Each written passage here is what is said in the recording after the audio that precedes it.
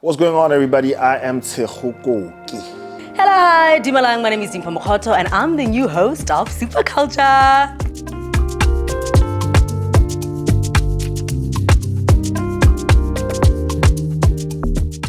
What excites me about SuperCulture? Literally everything. We're going to be shifting the culture one episode at a time. I like my chemistry with Tshego. I like how we vibe. I like the structure of the show and just like everything that it stands for. I can't wait for you guys to see it. It's so dope. I think it's gonna give people a different view of what television should be like and what television should be moving towards. I think it's gonna be at the forefront of what, insightful television, back and forth television should be like, especially if you're trying to make it cool, as opposed to just seeing a news reporter, behind the desk reading from a teleprompter script. You actually have two people with two opposing opinions and just having a back and forth about something, but at the end of the day, just aligning the same. So I think it literally just opens up that avenue for the coolest people to talk about the coolest things that are happening on Earth. I don't know, you get it? When I got the call of, me presenting SuperCulture, I think I was at home. Yeah, I was at home. No, I was actually, you're looking for a tropo, something and then my manager was like, yo, they just hit me up, you got this gig. And I was just like, it's the craziest thing, because the day before, I prayed about something completely different to this, but the whole thing was just about me getting into a new situation, a new vibe. And I think it was just enlightening, man. I couldn't even drive throughout the whole drive. I was just like, man, I got the job, baby. I got the job. It's what it's bad. So it was just beautiful, man. It's just one of those things. You can relive it. Even now, when I think about it, it's actually like crazy. I get a bit teary, as you can see, but yeah, it was a beautiful moment for me, man. So yeah. Let me tell you, first of all, I never got a call. They tricked me. They called me to the Slicker on Life offices. I get there and they're like, oh, are you ready to meet your co-host? I'm like, what's going on here? What's happening? And that's how I got the news. Literally at the offices, I couldn't even cry because, come on, I'm in front of people. Have I always wanted to be on a platform like Channel O? Yes, because it's youth orientated. I've always felt that I get my pulse for living from what creatives do, and in most cases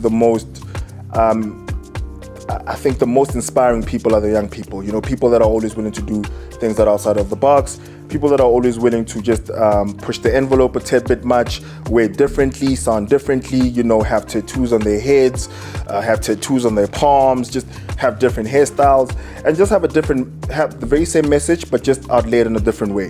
And I think that's what always inspired me about Channel O, man. They've had a different way of connecting with people, and what I love most is connecting with people the best way I know how, and this is the best way I could actually just come about with it. How am I feeling? Elated. I'm excited. I feel ready. I feel blessed. Like, guys, life is good right now. I don't want to lie. I feel too good.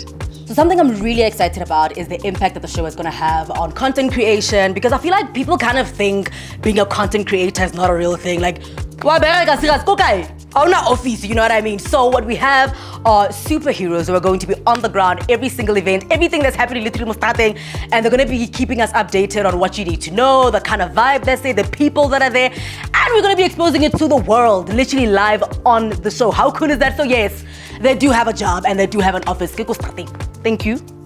What am I bringing to the show? I'm bringing an element of Moto.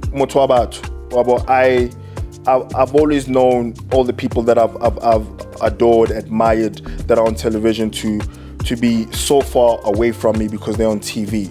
But when you get to meet these people, you get to understand that they're people's people, and I bring the very same element, nothing too different, nothing too outlandish. But like I said, I'm in a different era, a different time, and we're just speaking about the same things, but in a different way.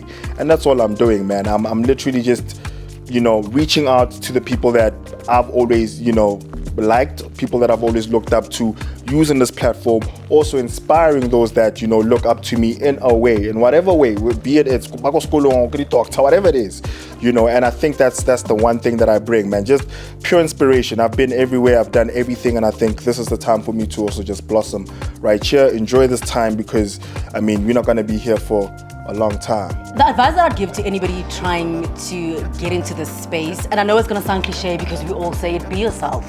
There's really so much power in being yourself, showing up as yourself every single time. You can be inspired obviously by other people, but like don't allow that to now become your personality. Always rock up as yourself. Believe in yourself also. Don't let anybody tell you that you can't do it. Do you know how many people told me that I can't do it? And if I believed those people, I definitely wouldn't have even auditioned for Channel O, right? So don't let the noise get to you. Block out the noise, focus on your craft, and just rock. Rock with it. Believe in yourself. Show up as your best self every time. It's yours truly, Tshego Koke. And yes, of course, I'm one of the hosts for SuperCulture. And what you guys need to do to make sure that you actually catch the vibe, catch the scene, and of course, enjoy everything about it, you have to just make sure that you tune in every Fridays at 7 p.m. Wait, youth over everything.